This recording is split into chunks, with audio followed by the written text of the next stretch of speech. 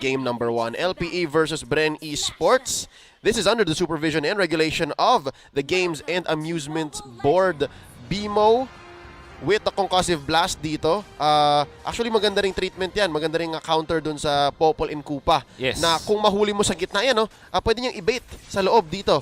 Ang technically dalawang hero ni Lusty. And then from the side lanes, it's going to be the Uranus and the Beleric. So, pader laban sa puno. Love it. But nevertheless, parang sci-fi laban sa nature. Oo, medieval fantasy, gano'n. Lord of the Rings. But kidding aside, magandang heroes ng Bren Esports in the mid lane. When it comes to their comfort, pati na rin yung mga pwede nilang gawin para ma-outspeed yung jungling ng LPE. Naging worry mo kasi dahil nag-Ruby ka, hindi ka ganun ka-bilis or ka-impactful into providing vision. Yep. Kasi imagine this is Popol and Kupa. Unanswered from LPE, madaling makapag-secure ng vision at ang pwede niyang gawin, o nga naman, sabihin natin ang Harik ay mananalo sa 1v1 matchup against Alice. Pero pag naging 2v1, quote-unquote 3v1, yeah. I mean, matatalo ka talaga kahit gaano kaganda yung matchup mo. Yep. Wolf, this is literally dog eat dog sa bottom lane, 'di ba? Si Kupa kinakagat, si Jake the dog. Tama. And mapaparecall siya ng maaga, so that opens up so much for the gold laner on the side of Bren Esports. At ang kinailangan niya lang, mabilis na rotation mula kay Lusty. And that is exactly what they need. Kasi ang problem with Ruby, although scientifically, mas maganda siya pag nagkaroon nga ng clash against Lancelot.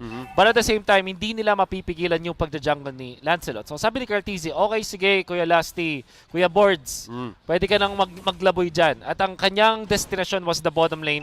What a decision from Bren Esports. And here we go. Phantom execution ni Cartesi in and out. Napa-ult na nga dito si Ryota on the Beleric. Mapapauwi si BMO. And Wolf, I think sinasabi mo na parang ang gagawin ng isang Ruby, very specific. And in the early to mid game, technically hindi niya pa kayang gawin yon. Talo siya sa tank things. Yeah, sa tank things. Natural tank things. Kumbaga, natural roam things. Kasi, imagine din, si Lusty, meron siyang impact kahit wala siya mismo doon sa mid lane.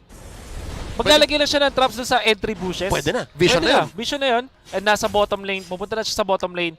At ang kailangan lang niyang gawin, tulungan ng 2 or 3 lanes or waves of minions si Rebo. Kapag nag-level 4 na, wala nang magagawa yung Harith doon sa Alice. Well, at least, you can still kill. But technically speaking, in theory, hindi mo na mapipigilan yung pag-clear at pag-farm ni Rebo. Yep, and here we go. First turtle of the game. Real-world manipulation. Nailabas na dito ni Arvs. First blood. Ryota on Cartesi. Mapapali yun si Arvs. 1 hit na lang. Napatay pa ni Lusty to trade. 1-4-1. At hinahabol ni Flap si Aspect. Ryota, papauwi na rin. Nobody gets the turtle. Pero Wolf, do note, dun sa baba. Wait lang, hindi pa tapos. Hindi pa tapos. Flap TZ gusto pa. Aspect looking low. Mapapabagsak ba? Nice use of the I'm offended Lusty. Mababawian dito, tipi-tipi pa. That's the punish that you can get. At ito rin yung, nakita nyo yung sa turtle fight, yun yung dahilan kung bakit na-amaze ako. Na-astonish ako sa Beleric pick and I thought it was amazing. Kasi it really answers the Lancelot. Many times in this particular game, yung kanyang root or yung kanyang ultimate, sobrang quote-unquote boss it if you're playing the Lancelot. Kasi hindi ka talaga makakapag-out dahil theoretically speaking, ang kailangan mo lang gawin ay mag-ulti kung ikaw ay Beleric at already na-shutdown mo na yung Lancelot. Magiging mahirap. Ang naging problem doon kay Flap TZ, wala siyang execute, hindi siya nag-8G mindset. Kaya hindi niya nakakill. But of course, Purify mas maganda namang spell sa game na to. And I think he didn't even need to kill. Zoning yun. Zoning play yun. Kanila na yun eh. It just didn't come down to a lethal result. Now, real manipulation, linabas na dito ni Arvs. Zoning out the rest of Bren. Few. Pinapasabugan din dito si Arvs. Flap TZ, buhay na buhay. Okay na okay. Umult si Ryota pero papabagsakin siya dito. Sumabog. Rebo coming in with the burst from the Alice. Early game pa lang. May binubuga na. Oh, Lusty with the stun. Kinagat si BMO. And Lusty, this did not end well for you kanina. Okay naman. He's alright. Natutunan niya. Nakita mo, Leo, and all the viewers out there, yung impact ng Beleric. Naghintay lang siya na pumasok si Cartesi para mag-pop ng ultimate. So, nung round 1, bago sa turtle fight, nangyari is, nauna si Cartesi, tapos na-counter siya agad ni Ryota. Ang ginawa ni Cartesi, hindi agad siya lumaban dun sa round 2. Kaso, si Ryota, patient. Hintay talaga niya yung kanyang role, which is to just lock down Carl TZ. It was difficult already. At mamaya makikita natin na kung may real-world manipulation, may drawing na gagawin ang LPE, makikip nila in place mga members ng Bren dahil dun sa ultimate ng isang Beleric. Superior zoning. Pero to si Few, meron din siyang sarili niya. Feathered airstrike. Bimo takes a few hits. Taken down. That's -1 already. Umult dito si Ryota. Pinning down 3-4 members of Bren. Sama mo na yung aso ni Lusty. And finally, there's a turtle going over to Cartezy. Third time's the charm. Kita mo nung gano'ng pinapahirapan ng LPE ang Bren Esports. Pero yung Bren Esports naman, ang nangyari is mas maganda yung macro play nila. In fact, yung mga failed attempts ng Bren Esports students on Cartezy, nakapag-farm naman si Ribo. It eventually led to the burst coming through. Again, I think for Bren, it's not a question of execution eh. Talagang timing lang eh. Timing eh. I agree. The case for Ryota, using Wrath of Dryad, one time, big time yun eh. Sa Bren, their uptime is so high. Their uptime it's up to them kung i-engage sila. And right now, good use of the Feathered Airstrike, pinapasok muli ng Bren ang LP sa side nila. Sabi ng Bren, tumatapang kayo ha. Medyo delikado yan. We lost 2 out of 3 fights kanina, pero finally naka-turtle kami, and balik tayo. Neutral ulit. Neutral. Look at down bottom daw. Ang ganda. Because of the space bought by Bren. Definitely yung tulong ni Lusty kay Ribo nag-pay off. Sobra-sobra. Kasi yung LPE, they cannot defend on the bottom lane kasi mayroon silang choice eh. Kailangan ba natin lumaban sa turtle or i-defend yung bottom? Unfortunately, turtle yung pinili ng LPE. Kaya eventually, yung mga little pokes ni Ribo nakakuha na ng torre sa baba. Nice Oh play my God. by Flap TZ. Diversion roll ang ginawa. Tapos sabi niya, Kuya Few, Cap, to, lika, masabugan mo to. But LPE, ever the wiser, hindi naman magpapahuli ng ganon. Nice pressure by LPE up top here. Pupush naman sa mid ang Bren. Good trade on both sides. A very good trade for LPE. Finally catching a break this time. Ginawa nila is finorce nila muna si Flap TZ out of the zone para wala ng mga defensive for Bren Esports. Without Feathered Airstrike, ang hirap din mag-defend if you're Bren Esports. Yep, so again, despite losing out on the Chang'e, magandang alternative ang Farsa. Kahit na ba napa 10 push-up si Wolf, sulit na sulit, alright? They're loving this. Currently sitting at about 3,000 gold ahead. This is another turtle being taken. Free, as free gets for Bren Esports. Now top lane ang magiging target nila. Flap TZ, nagpe-pay off ang pagpilit niya kay Ryota. Parang in isolation pa rin niya si Ryota. Parang ano eh, sabi niya, tauhan mo ko. Pag di mo tinauhan, ipupush ko yung lane ninyo. Oo. And now, however, LPE says, okay, sige, masyado na nating hindi tinutulungan si Jake the Dog. Samahan na natin dito sa lane sa bottom. I like the fact that LPE is setting this up. Hindi sila nagpapakita. Pero kasi suspicious eh. Bakit yung Harit ang confident bigla? Kanina pa nagta-turtle, tapos ngayon bigla ang nagta-turtle, Astrata. Hindi yung turtle na turtle. Yep. Biglang may tao doon, something is wrong. Oo, delegates. And I think, fair to say, alam naman ng LPE na hindi dapat nila ipilit yung ganung strategy. Dahil may trap si Lusty, may libreng face check si Flap TZ, and it's just not smart. So again, this is essentially LPE saying, wait lang, hanap tayo ng ibang lugar. Hanap tayo ng ibang galaw. Feathered airstrike dito, ilalabas na ni Few. Flap TZ trying to pin down one. I'm offended! Bimo finds one. A little too late on the damage comeback. Si Few masya-shut down, pero that's 2 for 1 already. Zaman Force dito, ito ang gusto ni Jake the Dog, pero wala silang engage. Down goes Ryota. 2v4 ang laruan dito. Jake the Dog sa likod, papasabugin ni Ribo, and that's gonna be a wipeout. Double for the GOAT! My goodness, the positioning of Bren Esports, pati na rin timing sa pagpunta nila, yun yung nagbigay sa kanila ng pagkapanalo dun sa clash na yun. And Flap TZ will not be able to get a push, pero at least makapag-farm siya at makapag-cut ng minions. Maghahabol na naman yung LPE when it comes to the minion wave clear. At ang nangyaring clash was si Few, namatay siya pero nabato na niya yung buong combo niya. So it won't matter so much. Ngayon, yung timing din ng ultimate ni Jake the Dog, nag-favor pa sa side ng Bren Esports kasi doon na nakatalon si Ribo, at dahil confined space yung pinaglabanan, naging sulit yung ultimate ni Farsa, pati na rin ni Alice. Look at that, Bimo, napigilan niya yung combo but already nabato na ni Farsa. And Flap TZ, tignan mo yung positioning niya, binlock niya yung Death Sonata, tapos eventually Ribo took over with Carl TZ. Carl TZ eventually will be taken out here.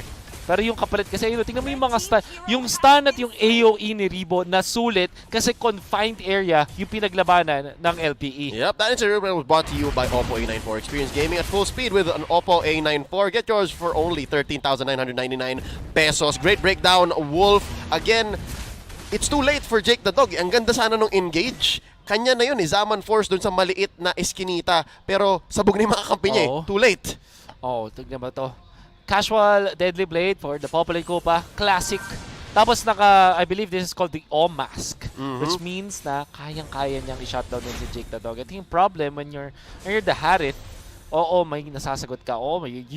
You are okay when it comes to the laning against the Alice. But if you look at the Mobilelegends, ang gano'n ka-disruptive yung mga extra stunts and knockups from that mask. Walang laban yung passive ni Harith na 45% resilience. Look at that! Here's an engagement. Nice pick-off onto Few. A little too confident there. Carl teasing ngayon ang tatargetin ni Bimo. Looking for one. Bimo sumasagot ng kanyang sariling TP. Platizi and Rebo into the backline. Si Aspect ang papasabugan dito. Rebo gonna dive in. Rebo continuing the engage. Now, Ryota popping the Wrath of Dryad and that second skill. Out! Sabi ni Rebo, out! Bumagsak dito si Jake the Dog and si Bimo din naman. And amazing sustained play by Bren Esports. Good shot call and good presence of mind by Rebo.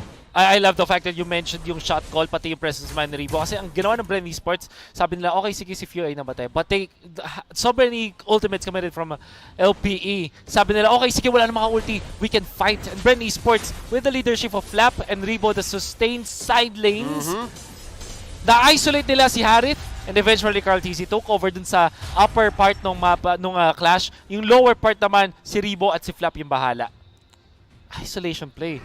The isolation play, and again, ginegage lang nila Ang ganda ng control ni Rebo sa HP bar niya. Ginawa niyang resource yung sarili niya essentially. Tapos bago pa siya makitil dun sa team fight na yon, sabi nila, wait lang, kaya pa yan. Easy Lord take here by Bren Esports. Actually missed out on whether it was Luminous or not. We are sitting at 12 minutes, 20 seconds. I do feel it is. We'll see Lord when he does come marching in bottom lane kung yellow ba yan o purple. Do take note kapag inatake nyo na yung Lord ng hindi pa 12 minutes, kahit pa mapatay nyo siya ng 12 minutes, hindi siya, level 1 pa rin siya, hindi pa rin siya enhanced. Parang turtle. Yes. Uunahan mo lang essentially. Ang tagal ni Lord, ang tagal niya lumabas. This is good for LPE. They're able to still gather their thoughts. Iniisip nila, wait lang, paano ba natin na-atakihin to? Luminous nga, Wolf. Luminous. Masakit. It is hindi the Luminous. Although, wag tayo magpa-full. Minsan, kahit dilaw yung Lord, hindi tumatalon. So, abangan na lang natin mamaya. We'll see. We'll see. We'll see. So, this is still good. I think LPE has good wave clear. Has good range. Pero yun nga, dito natin nakikita yung one-time, big-time play potential ni Bimo. He really needs to be in the right place at the right time. You're seeing now yung problema when you're facing Popol. Tingnan mo yung traps placement. At yun nga, Luminous nga. Yep, tumatalon. That's gonna be mission accomplished down bottom. Great attack, great siege by Bren Esports, pressuring LPE. Now, feathered airstrike, nahila pa loob! Si Few, wings by wings, plus purify, and here we go, dumodrawing si Arvs, just to clear the waves, real world manipulation. Pero, do note, sabi ng world champion natin, bilang na ang ult ng LPE. And this is gonna be tricky. Walang ultimate si Bimo. Although mabilis naman mag-cooldown ng ultimate ng isang Ruby. But sobrang crucial ng real world manipulation. Sasabihin ni Few, meron na siyang feathered airstrike. So, when it comes to the just resources, ng dami ng mga skills, Bren ang lamang. Yup, always online. Walang pahinga ang Bren now. Wrath of the Dryad by Ryota here. Maybe a little off time. Mawawala ang aso dito ni Kuya Mo Lasty, and he's just gonna pray for it in the back lines. Still, pressure is where pressure placed by Bren, successfully taking down mid and top sa isang hinga. Napakagandang paggamit ng Bren Esports. This is the classic Bren Esports na alam kung ano yung dapat iba tong mga spells. And they have really survived or outlived yung mga points kung saan ang LPE ay malakas. For example, yung early stages and around the first turtle fights, na-survive nila yon. Nahirapan sila. Leo, you can see na kahit dun sa turtle fight, napapatay si Cartesi 2 times. But ang kinailangan lang nilang gawin ay hintayin kung saan sila mas malakas. Do take note, nagandahan talaga ako dun sa adjustment ng Bren Esports. Dun sa bottom lane, which is the gold lane, ginilagay nila si Lusty Si Lasty nagpa-level 2, naglagay ng mga traps, tapos pumunta sa may bottom lane, tinulungan si Ribo for what, 3 lanes? And all of a sudden, 3 waves para, sorry, not 3 lanes. Yeah, all of a sudden, wala na yung advantage ng Harith doon sa isang alis. If anything, umalis pa nga yata si Jake the Dog. Yes. Siya yung naboset doon sa duo, sa trio ni Lasty's Dog, and Ribo. Oo. So again, Bren Esports, they invested in the bottom lane which led to this 15-minute lead. Ano ba to, Wolf? Grabe man, 50k to 37. Wow, I did not notice that actually. Matagal-tagal na rin hindi nakakaalis sa side ng river yung LP. Actually, Bren Esports, kinlaim nga nila yung about maybe 50% ng mapa ng LPE.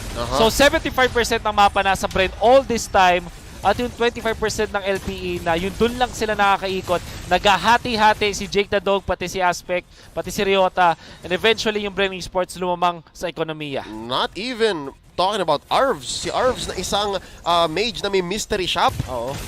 Gutom na gutom.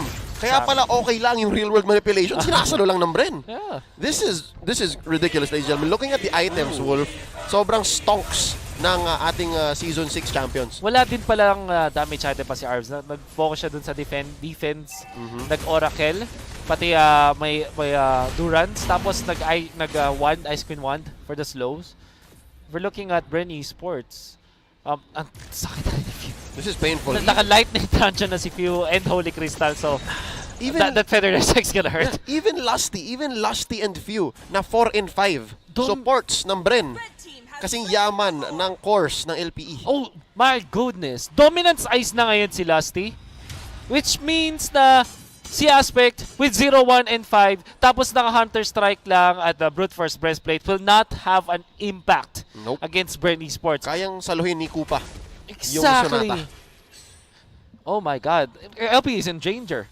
This is difficult. Did you say they're in Granger? They They have a Granger. Pero tingnan natin dito kung paano sila magde-defend. This is going to be possibly the final siege. Enhanced ang siege minions ng Bren Esports. Gonna be crashing down all 3 lanes. Lord marching down mid. Ito for sure. Luminous level 2, 17 minutes in. Nagsiscale si Lord. The longer the game goes, this is gonna be as clutch a defense as it gets para sa LPE. Kaya ba nilang pigilan ang pagtatapos dito ng Bren? Real world manipulation. Tama-tama ang pagpasok pero may sagot si Few. That's going to be the feathered airstrike. Few gonna get blasted by Arvs. And no, this is going to be Ribo from the backline splitting up LPE as Lord wails away at the base. Ribo looking for one. Gonna be backing out from TZ. Ladies and gentlemen, a successful defense. LPE buhay pa. Buhay na. Arvs, better timing. I would say, Bren Esports na sila. Ang ganda ng idea ng Bren Esports. Ginamit si TZ pang scout. Few, dalawang feathered airstrike kay Aspect. Halos matunaw. Kaso, just enough to defend. Nakapag-back away yung mga members ng LPE. And then eventually, nakakuha si Arvs na magandang positioning. All of a sudden, biglang nagka-item si Arvs. And talaga na pack up a punch. Ang ganda rin ng timing ni Jake the Dog. And at this point, dahil ang dinidepensahan na lang ng LPE. They have the clear. Oh. So, kanina, naka-shutdown sila kay Few pero yun hindi na punta kay Aspect. Gutom ang Granger ni Aspect. But we'll see how... Oh, Wolf for the first time in a while in this 18-minute game. Siguro for the first time in 5-6 minutes, nakalabas ng base ng LPE. That's what they needed. Aspect, binibilisan na kanya pag-clear. You have to take note nga lang, ang Bren Esports may mataas na burst. At mas mayaman pa rin talaga ang Bren Esports. It's gonna be difficult. Bimo, naka-Haskell na ngayon. In fact, Bimo is gonna be really scary even in the late. Hindi dahil sa damage, pero dahil dun sa control. Yeah. So, kailangan ding respect yan ng Bren Esports. And also, ang mga minions ngayon ay nagdi-deal na lang ng 50% less damage sa base, sa mismong base building. So, that means, hindi na pwede dumepende ang Bren Esports sa mga minions lang. They really need to be the ones to hit the base eventually. Yeah. So, ano gusto kong sabihin? Kailangan makapag-wipe ng Bren Esports or at least mapatay nila yung 3 na members ng LPE. Particularly si Arvs para matapos nila yung laban. Yeah. But, ang Bren Esports, mas mataas ang map control. So, ayan. Lusty, Malefic Roar. Oh, this means Lusty is going for the throat. Kung sino mang humarang, papatumbahin, kakagatin. That gives you armor penetration, raw damage output, So, almost buo na dito. Actually, hindi ako magulat kung diretso yung halberd to ni Kuya Molasti. Oh. So, double trancha na ngayon si Rebo, Lightning and the Winter One. At si Flap TC pala ay nag-all-in sa defense. Athenas, Brute Force, Oracle, pati na rin ang Antikyras. Yep. At Kailangan nila ng konting mana kaya may enchanted. exactly. For the sustain. Sustain na mana, I mean. Malefic Roar on the aspect. It's important if they... Oh, by the way, Leo, 20 minutes timing. Oh, here we go. So, Every single death will have its death timer scaled up. Another reason kung ba't pwede mag-comeback. Mas potential na mga comebacks ngayon. Yeah, pick up, pick off. Pick off. Bawat pick off. A kill will be so important. Lalong-lalo na against Bren Esports. But, wow, okay, sobrang bilis. Yeah. What is this? Just all the damage. Again, you have to consider, Wolf, from Lasty, dalawang basic yan. Exactly. Yep. Last thing na Malefic Roar, makati na, yung of the Omask, and of course, si Few, pati si Rebo, ang sakit na rin ng magic damage nila, and Lord melted. This is a Luminous Lord at 20 minutes. Yeah. 20-something. So, scales up, scales up. This is what's scary, no? Yung damage ng Bren, hindi mo mabubuan ng simple lang eh. It's physical, magic, across the board. Yeah. 50-50 almost. It's gonna be important. Napaka-crucial ito para sa LPE. Positioning ni Arvs ang kailangang tignan. Yung management nila ng skills, hindi na pwedeng mabait ang mga members ng LPE. Yup, it's the last fight possibly. Real Manipulation, inunahan na ni Arvs. Sagot naman, Feathered Airstrike dito. Base, tinatama-tamaan na ng Bren. Right in the middle, Lusty's gonna go down. And that's gonna be another, I believe, from the back. Pero Base ang puhunan. Ladies and gentlemen, Bren Esports